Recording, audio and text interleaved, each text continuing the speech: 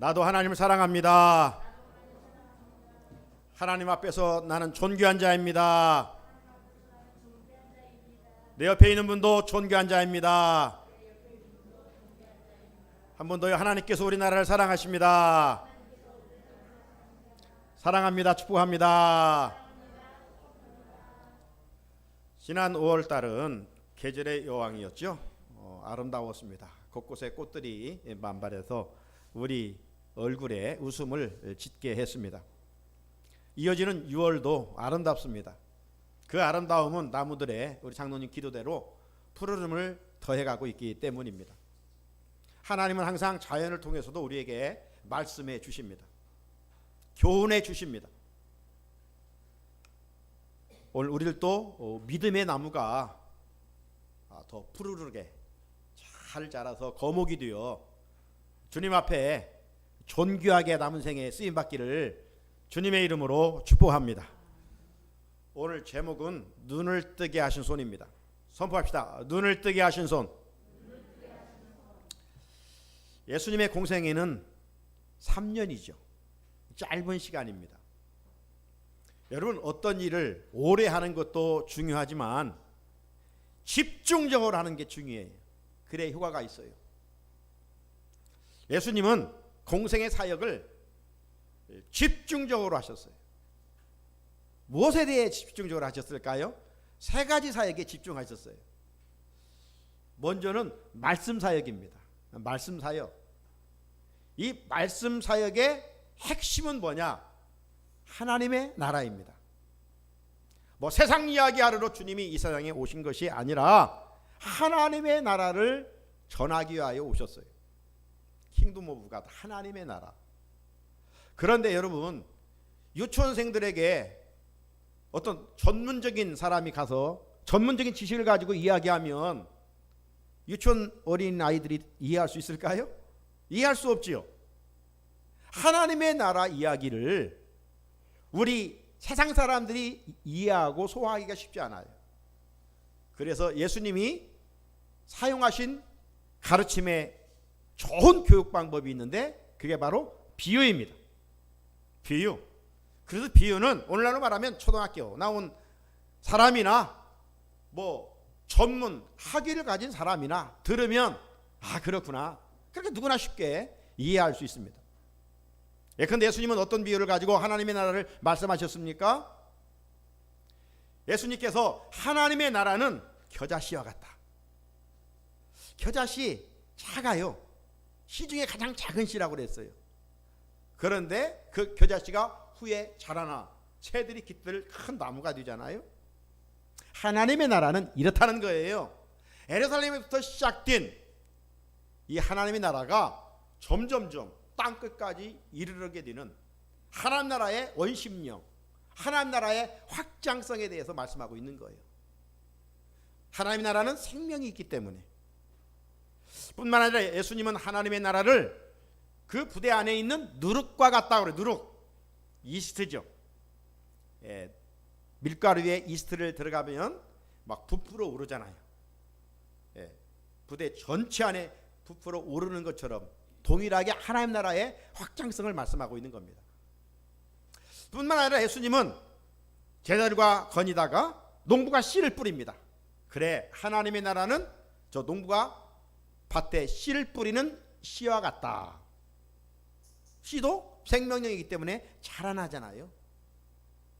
그리고 바다에서는 어부들이 물고기를 잡고 있을 때 하나님의 나라는 저 물고기를 잡는 어부가 바다에 던지는 그물과 같아. 그물과 같아.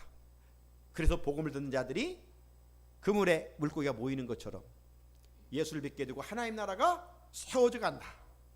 그리고 종말론적으로 하나님의 나라가 임할 것이라고 하는 이런 말씀들을 들려주셨어요. 그러니까 생활의 현장에서 그들이 경험하고 있는 것을 비유로 하나님 나라를 말씀하니 이해하지 못한 사람들이 없었던 것이죠. 그래서 오늘날도 학습 교육 방법의 최고의 교육 방법은 예수님의 비유 방법이에요. 자, 예수님은 우리가 작년에 살펴봤던 이 산상수훈에서도 뭐 다른 것 이야기하려고 예수님이 그렇게 말씀하지 않았어요. 산 위에서 하신 예수님의 말씀은 하나님의 나라입니다. 세상의 복을 말씀하려고 말씀하신 것이 아니라 하나님 나라에서 정말 복 있는 사람이 누군가. 그래서 팔복의 말씀부터 시작합니다.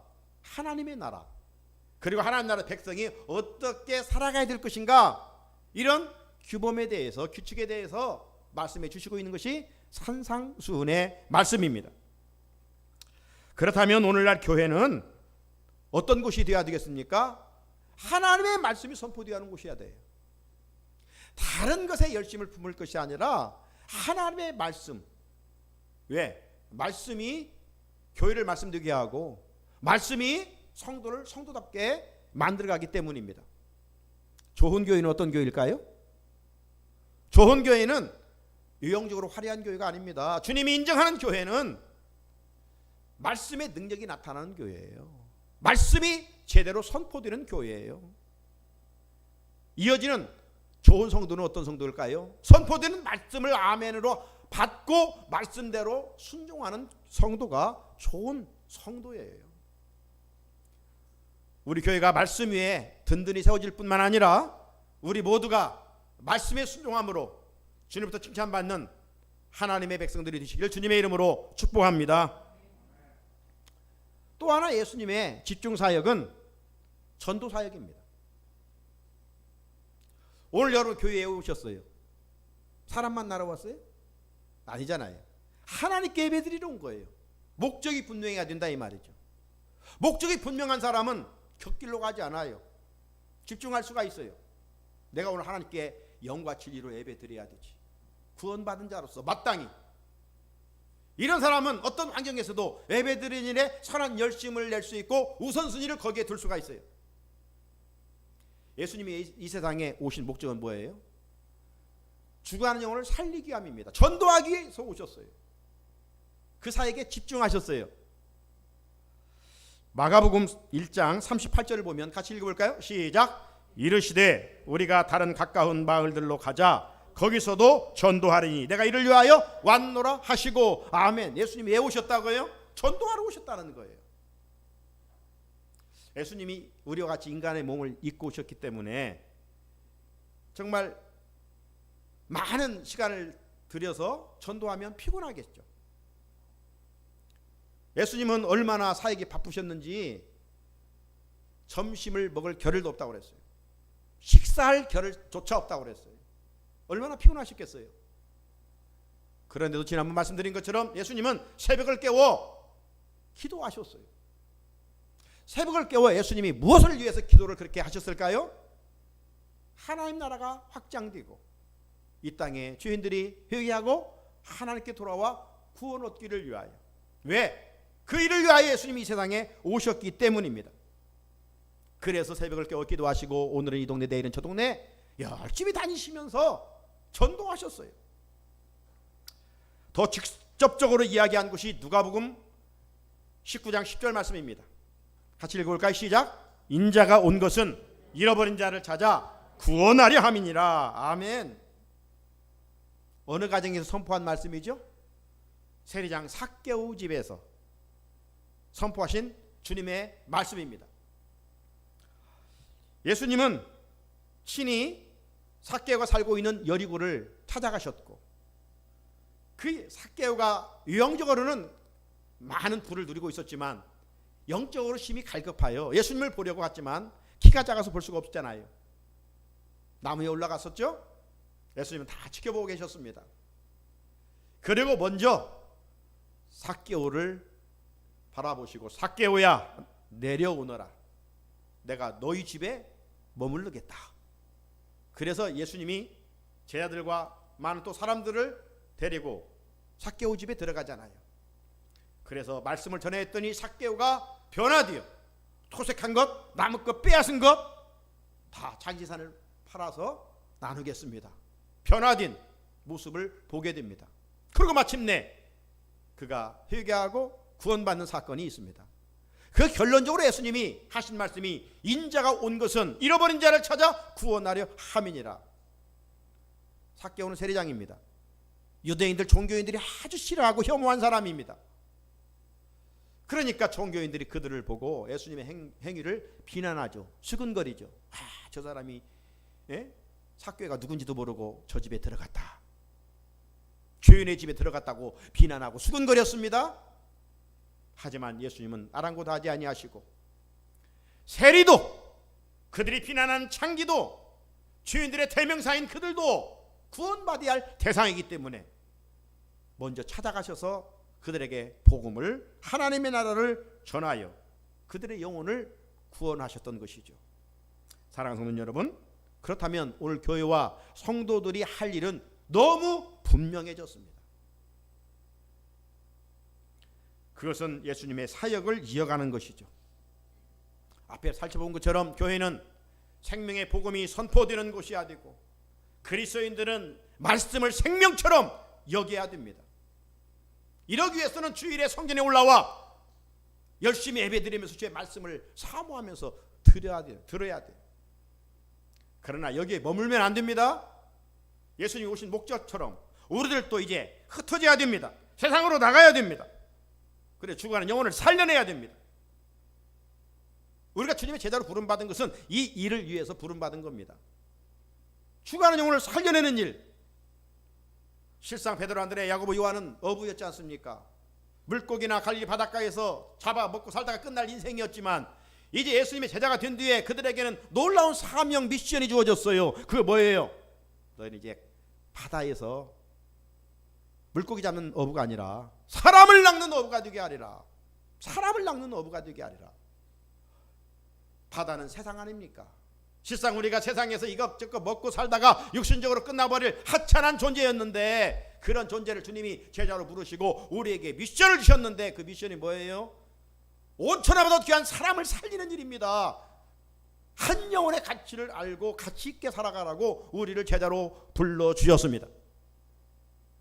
우리가 주님의 제자라면 다른 것에는 열심을 내고 다른 것에는 관심을 많이 가졌는데, 정말 예수님이 이 세상에 오신 목적 하신 일을 우리가 유면하고 다른 일에 열심을 낸다면 진정 그가 예수님의 제자라고 할 수 있겠느냐라고 하는 것이죠.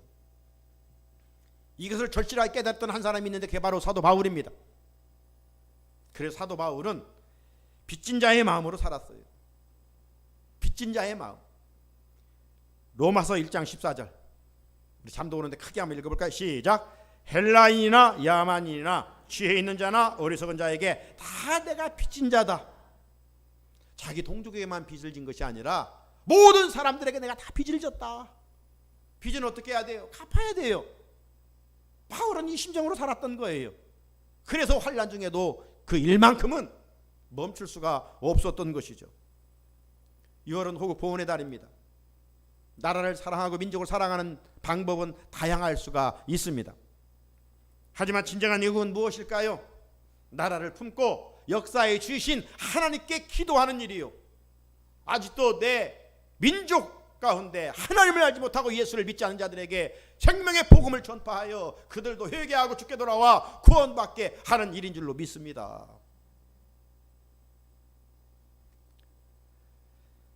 여러분 생각해 보십시오. 지난날 누군가 나에게 다가와 예수를 전해주어서 우리가 지금 예수 믿는 거 아니에요? 그분이 내 부모일 수도 있고 역으로 자녀일 수도 있어요. 내 사랑하는 친구일 수도 있고요, 동네 지인일 수도 있어요. 누군가가 나에게 예수를 전해주어 오늘 예수 믿은 거예요. 그렇다면 피할 수 없는 분명한 사실이 뭡니까? 복음에 빚을 졌다는 겁니다. 빚은 갚아야 되는 거예요. 주님의 마음을 본받아 영혼을 살리는 일에 쓰임받는 우리 교회 우리 성도들이를 주님의 이름으로 축복합니다. 또 하나 예수님의 집중 사역이 있어요. 바로 치유 사역입니다. 그렇다면 예수님의 치유 사역의 목적은 무엇이었을까요? 목표는 무엇이었을까요? 단순히 몸뚱이 고치기 위해서 예수님이 치유 사역하셨을까요? 아니에요. 몸을 고침으로 말미암아, 육신을 고침으로 말미암아 영혼을 구원하기 위함이 치유 사역의 목표였습니다. 그래서 이 마태복음을 본문을 기록하고 있는 이 마태는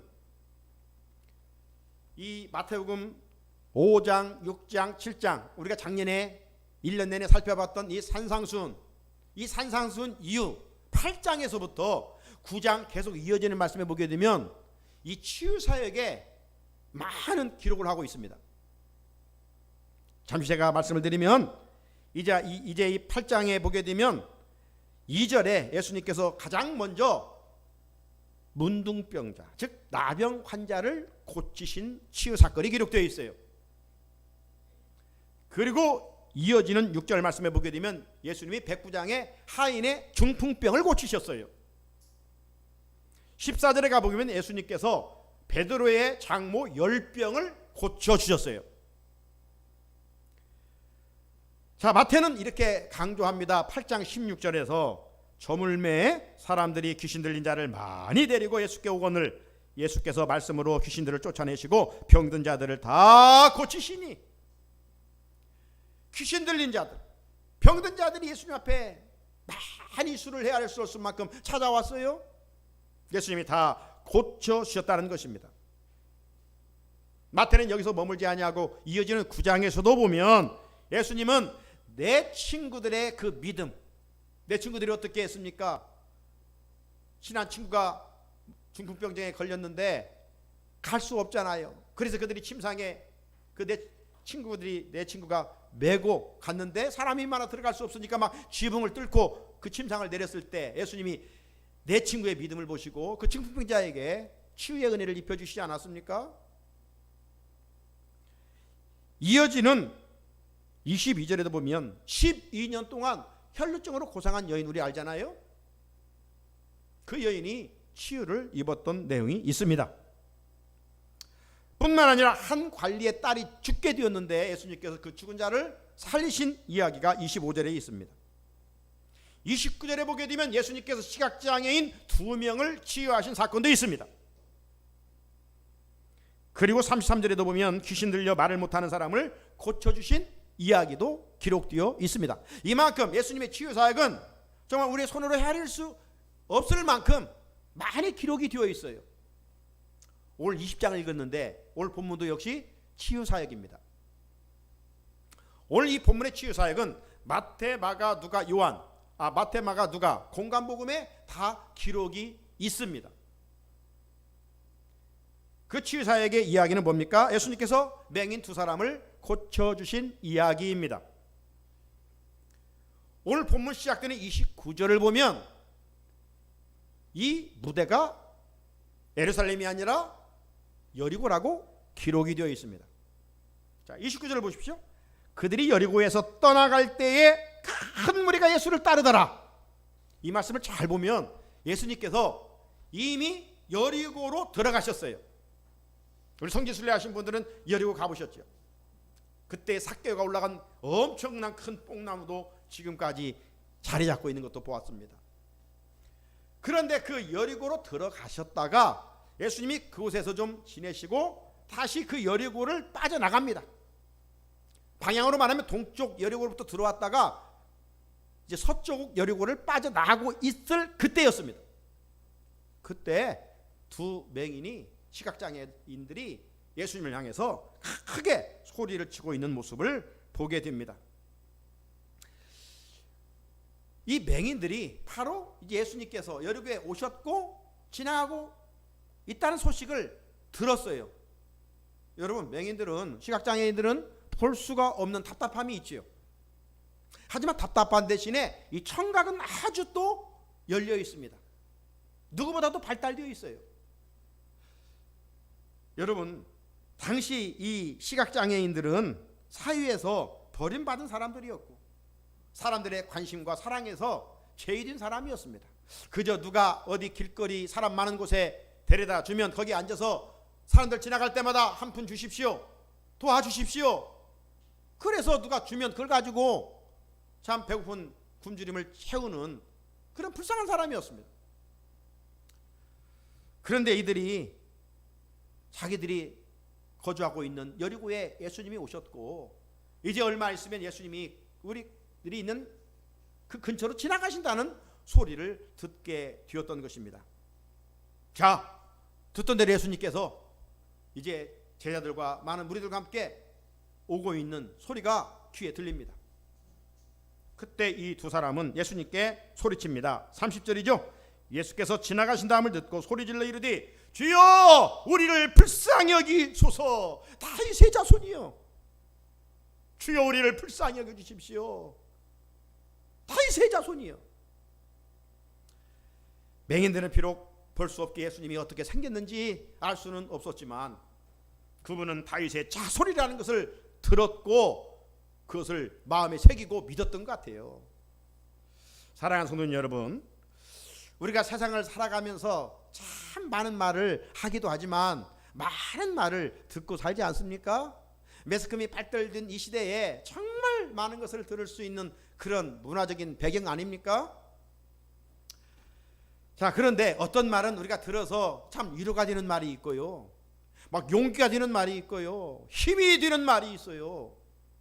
그럴 때는 참 내 그 말 잘 들었다, 그 말을 누구로부터 듣지 않았으면 내가 어떻게 했을까. 그런데 어떤 말은 괜히 들었다, 그리고 내가 그 자리에 없었어야 될 텐데, 네? 내가 그때 정말 어떻게 정신이 나갔나, 왜 그 소리를 들어야지 않은데 듣고 내가 이렇게 행하다가 이런 꼴이 됐는가, 후회하는 그런 말들도 있어요. 그런데 여러분, 놀라운 사실은 사람이 어떤 말을 반복적으로 듣고 살아가는 데 따라서 그 인격이 형성이 되고, 그 어떤 말을 많이 듣고 살아냐에 따라서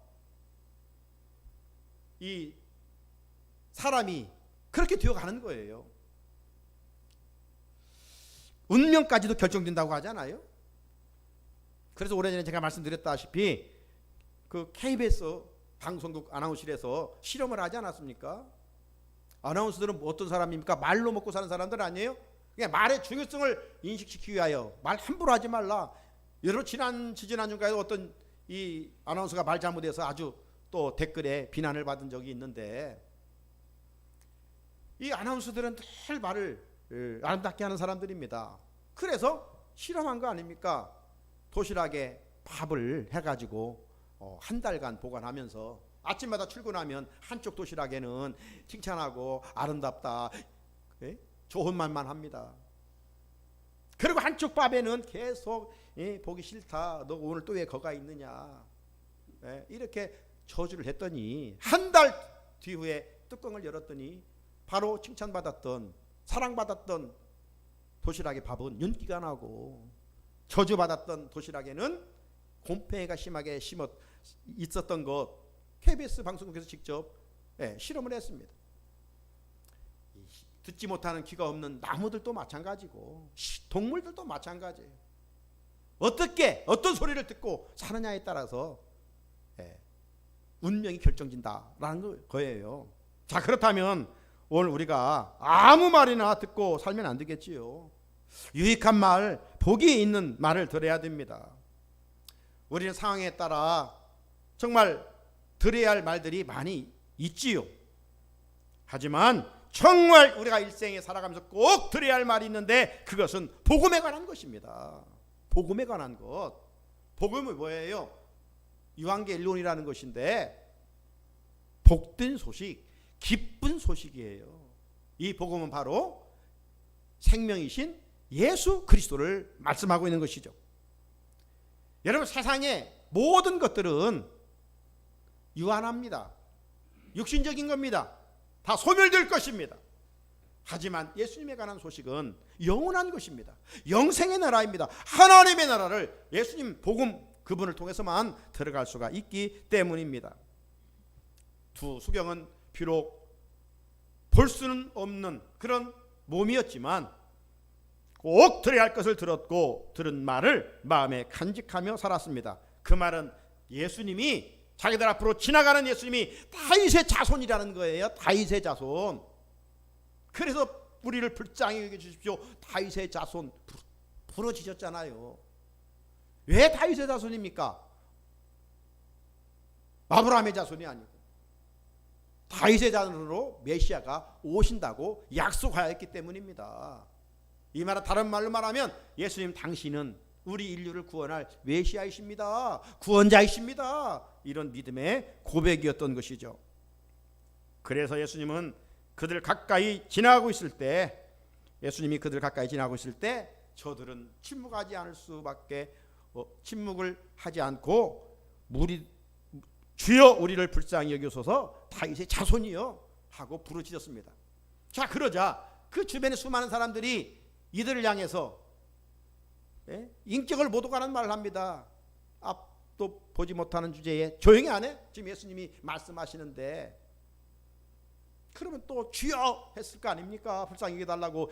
그러면 또 막 더 큰 소리로 잠잠하라. 지금 예수님이 말씀하시는데 사람 같지 않은 것이 뭐 이러면서 막 얘기했을 거 아니에요. 자, 그런데 이들은 그 장애물 앞에 그래 나는 이 꼴로 살다가 끝날 존재야 라고 하지 않고 오늘 31절을 보면 무리들이 꾸짖어 잠잠하되 더욱 소리질러 이르되 주여 우리를 불쌍히 여기소서 다윗의 자손이여 하는지라. 오늘 예배드리는 우리 성산의 가족들에게 문제 앞에 이런 사모하는 믿음 있기를 주님의 이름으로 축복합니다. 세상 사람들은 믿는다고 돼? 비난할지 모르지만 예수님이 다윗의 자손이라고 믿는다면 우리는 그분의 이름을 부르며 나아가야 되는 것입니다. 여러분, 어느 때나 하나님은 사모하는 자에게 은혜 주시기를 기뻐하십니다. 따라서 우리도 두 맹인처럼 은혜를 사모해야 됩니다. 고린도후서 6장 2절에 보면 이르시되 내가 은혜 베풀 때에 너에게 듣고 구원의 날에 너를 도왔다 하셨으니 보라 지금이 은혜 받을 만한 때요 보라 지금이 구원의 날이로다. 지금이 은혜 받을 만한 때라는 겁니다. 지금이 구원의 날이라는 거예요. 그러므로 은혜를 사모하는 일, 하나님께 예배드리는 일, 이걸 어떤 일이 있다고 믿으면 안 되는 거예요. 은혜 받는 일을 우리가 사모해야 됩니다. 지난주 우리 시온 찬양대 은혜 찬양했잖아요. 내가 당연히 지내온 것, 그것이 그냥 내가 한 줄 알았는데 지난날 시간들 그저 사랑한 것 같은데 그게 아니라 다 은혜였다는 거 아닙니까? 세상 사람들은 이런 고백이 없을지라도 믿는 우리들 안에 이거 진정한 고백 아닙니까? 하나님의 은혜. 그러면 우리는 하나님의 은혜가 하루라도 임하지 않으면 살 수 없는 존재임을 고백하는 거예요. 왜 하나님께서 광야를 지나는 이스라엘 백성들에게 만나를 1년분 못 주십니까? 한 달분 못 주십니까? 능력이신 그분이. 그런데 왜 매일 하루분만 줬어요? 하루하루 하나님의 은혜가 아니면 살 수 없고 하나님께 매달이라는 것이에요. 하나님만 의지하라는 거예요. 예수님이 주기도문을 통해서 왜 한 달 1년 양식을 우리에게 주옵시고 그렇게 기도하라고 가르쳐주지 않으시고 왜 일용할 양식을 주옵시고. 일용할 양식. 왜 그래요? 매일매일 하나님의 은혜, 하나님을 의지하지 않고는 살 수 없습니다. 이걸 절실히 고백하도록 하는 거예요. 하나님의 은혜를 사모할 때 주님은 가시던 발걸음을 멈추시고 우리 곁에 사랑으로 다가와 머무시며 우리의 필요를 물어보십니다. 두 맹인들의 부르짖음에 예수님이 가시던 발걸음을 멈추고 다가오셔서 이렇게 말씀하셨어요. 32절을 읽어봅니다. 시작. 예수께서 머물러 서서 그들을 불러 이르시되 너에게 무엇을 하여 주기를 원하느냐. 우리도 삶의 자리에서 지나가신 주님의 발걸음을 멈추게 해야 돼요. 멈추게 하기 위해서는 어떻게 해야 돼요? 두 소경이 예수님 우리를 불쌍히 여겨 주십시오. 다윗의 자손 예수여 부르짖은 것처럼 우리를 또 부르짖는 거예요. 여러분, 놀랍게도 예수님의 이름에는 엄청난 보화가 숨겨 있어요. 그 중에 첫 번째 보화는 무엇일까요? 예수님의 이름을 부르면 구원을 얻습니다. 자, 로마서 10장 13절 시작. 누구든지 주의 이름을 부르는 자는 구원을 받으리라. 아멘. 구원은 예수 이름 외에는 없어요. 뿐만 아니라 주님의 이름을 부를 때 소원도 이루어져요. 예수님의 말씀에 두 맹인이 32절, 33절, 34절을 보면 이르되 주여 우리의 눈뜨기를 원하나이다. 눈뜨기를 소원했어요. 그리고 그들이 예수님의 이름으로 부르고 나갈 때 예수님의 반응이 뭡니까? 저들을 불쌍히 여기셨고요, 그들의 눈을 만지셨고요, 그들이 곧 보게 되었고 예수님을 따르게 되었어요. 우리가 예수님의 이름으로 기도할 수 있다고 하는 것은 특권 중에 특권입니다. 특권을 땅에 묻어둔다면 어리석은 사람 아닐까요? 특권을 사용해야 돼요. 즐겨 사용해야 됩니다. 힘들고 지치고 아픔이 찾아올 때 낙심하지 말고 주님의 이름을 부르며 나아가십시오. 어떤 일로 인하여 탈진되었을 때 그때 낙심하지 말고 실망하지 말고 주님의 이름을 부르십시오. 주님은 우리의 신음조차도 들으시고 은혜 베푸시기를 원하십니다. 맹인들은 예수님께 주여 우리의 눈 뜨기를 원하나이다 소리쳤습니다. 그때 주님은 저들을 불쌍히 여기셨고 다가와 눈을 만져주심으로 곧 보게 되었습니다. 사랑하는 성도 여러분, 우리 각자의 문제는 다를 수가 있습니다. 하지만 우리의 각자의 문제 속의 공통 분모는 뭐냐? 그때 그 문제 앞에 예수님의 이름으로 기도하는 일입니다. 그때 주님은 가시던 발걸음을 멈추시고 사랑스럽게 가까이 다가오셔서 말씀하십니다. 너희에게 무엇을 하여 주기를 원하느냐? 물으실 것입니다. 그때 우리의 필요를 말씀드리면 주님께서 우리를 불쌍히 여겨주십니다.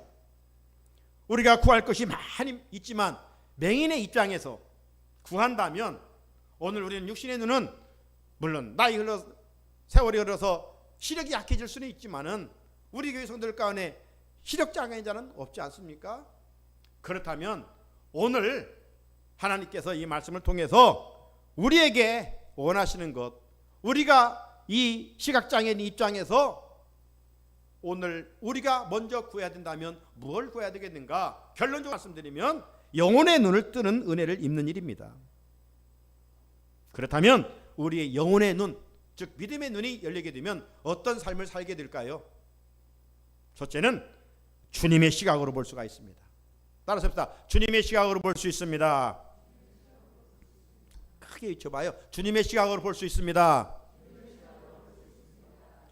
여러분, 아무리 예수님을 오래 따라다녔어도 예수님의 마음을 품지 않으면, 예수님의 관심을 갖지 않으면 여전히 육신의 안목을 가지고 살아갈 수밖에 없어요.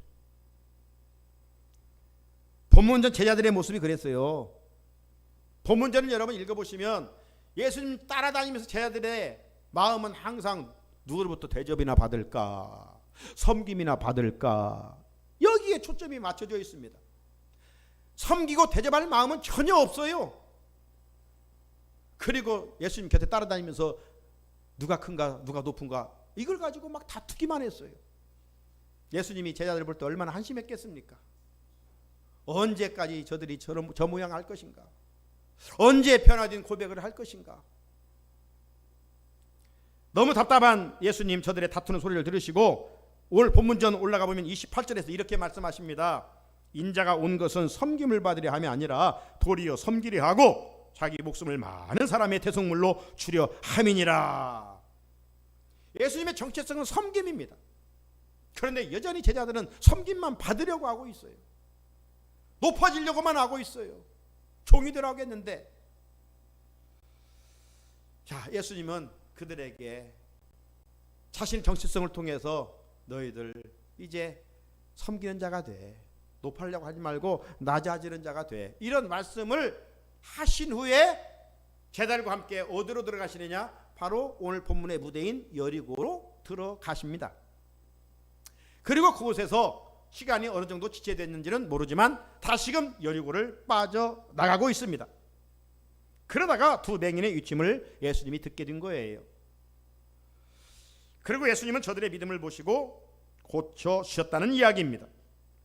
사랑하는 성도 여러분, 예수님 곁에 있는 이 제자들의 모습이 변화되지 못한 우리들의 모습은 아닐까요? 그래서 주님을 따르면서도 변화되지 못한 채 세상적인 시각, 세상적인 가치관만 가지고 여전히 살아갑니다. 주님은 작은 자들을 섬기는 것이 곧 나를 섬기는 것이라고 말씀하셨는데 우리는 작은 자들을 함부로 합니다. 약한 자들을 함부로 합니다. 왜 그러는가? 결국 영의 눈이 열리지 않았기 때문입니다. 그러므로 오늘 이 눈을 뜨게 하신 치유 사건을 통해서 하나님께 먼저 우리가 기도할 내용이 있다면, 주여 내 영의 눈을 열어 주옵소서, 내 영의 눈을 열어주셔서 주님이 보는 것을 나도 보게 하옵소서 기도해야 됩니다. 영의 눈이 열릴 때 하늘의 신비한 은혜도 경험하게 되고, 영의 눈이 열릴 때 주님의 마음을 가지고 작은 자들을 바라보고 그들에게 가까이 가서 감사와 기쁨으로 섬길 수가 있습니다. 주님의 눈을 회복할 때 우리는 죽어가는 영혼을 불쌍히 여기며 그들에게 다가가서 마치 선한 사마리인이 강도 만난 자의 소리를 듣고 가까이 다가가서 자기의 주어진 것들을 들여서 투자하여 죽어가는 사람을 살려내듯이 올 우리가 주님의 눈을 가질 때 죽어가는 영혼을 살려낼 수가 있다는 것입니다. 영안이 열릴 때 주님의 시각을 회복할 수가 있어요. 또 하나, 보이지 않는 세계를 바라볼 수가 있습니다. 우리의 영의 눈이 닫혀 있으면 우리 육안으로는요 늘 세상 환경만 바라봅니다. 세상 환경은요 늘 힘들어요. 그렇지 않습니까? 만족하는 사람이 없어요. 많이 가진 자나 적게 가진 자나 환경만 바라보면 다 지칩니다. 기쁨이 없어요. 그 환경에 주목하게 되면 결국 그 환경에 묵상만 하게 됩니다. 그러면 기뻐하라고 했는데 기쁨은 없고 근심, 걱정 이것만 자리 잡게 되는 것이죠. 주님은 범사에 감사라고 했는데 환경만 바라보면 감사 대신 원망, 불평만 하는 것 아니겠습니까? 출애굽한 이스라엘 백성들이 그랬어요. 광야길로 가다가 그들이 만난 곳이 무엇입니까? 홍해입니다. 홍해. 바로가 이 사실을 알고 말들과 병거들과 마병들을 이끌고 추격하지 않습니까?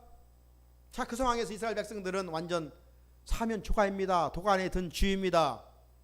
앞으로 가자니 홍해가 가로막고 있고 뒤로 가자니 바로의 군대가 추격해 옵니다. 그때 이스라엘 백성들의 입에는 원망만 쏟아지게 된 것이죠. 그 내용이 출애굽기 14장 11절입니다. 그들이 또 모세에게 이르되 애굽에 배장지가 없어서 당신이 우리를 이끌어내어 이 광야에서 죽게 하느냐? 어찌하여 당신이 우리를 애굽에서 이끌어내어 우리에게 이같이 하느냐? 종살이에서 자유가 되는 큰 축복을 주었건만 이제 좀 어렵다고 그 은혜는 새카맣게 잊어버리고 왜 여기까지 이끌어내서 우리를 힘들게 하고 죽게 하느냐? 원망이 이어집니다. 왜 그래요? 이 백성들에게 영안이 열리지 않으니까 육안만 가지고 환경만, 눈앞에 있는 환경만 바라보기 때문입니다. 하지만 믿음의 눈을 가졌던 모세는요 여기에서 문제를 바라본 것이 아니라 하나님을 바라보고 이미 조상들에게 주셨던 하나님의 말씀을 붙들었습니다. 하나님의 약속을 붙드는 사람, 하나님을 바라보는 자들은 환경 때문에 두려워하지 않습니다. 오히려 담대합니다. 이때가 하나님을 만날 때이구나.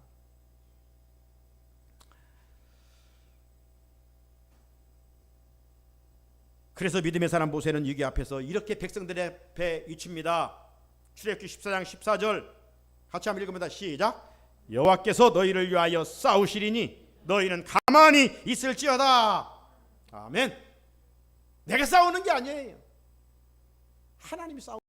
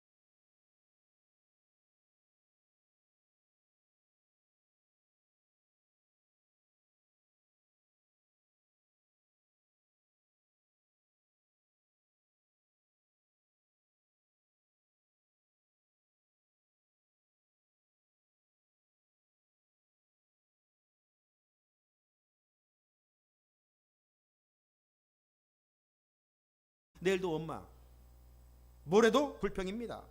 그리고 낙심합니다. 하지만 영의 눈이 열린 사람은 보이지 않는 곳을 바라보며 묵묵히 그리고 담대하게 걸어가는 것이죠. 모세처럼, 여호수아와 갈렙처럼 말입니다. 말씀을 마칩니다. 사랑하는 성산의 성도 여러분, 예수님은 두 맹인의 눈을 뜨게 하신 것처럼 오늘도 닫혀진 우리의 영의 눈을 열려주시기를 원하십니다. 우리가 어떻게 해야 닫혀진 영의 눈을 뜰 수가 있을까요? 오늘 맹인들처럼 예수의 이름을 부르는 것입니다. 예수님의 이름을 부르질 때 걸어가시던 주님은 멈추시고 우리 가운데 다가와 말씀하십니다. 네가 무엇을 원하느냐? 주님은 말씀하십니다. 그리고 우리의 닫힌 눈을 열어주십니다. 우리의 영안이 열려질 때 비로소 주변에 작은 자들을 볼 수 있고 다가 기쁨으로 그들을 섬길 수 있습니다.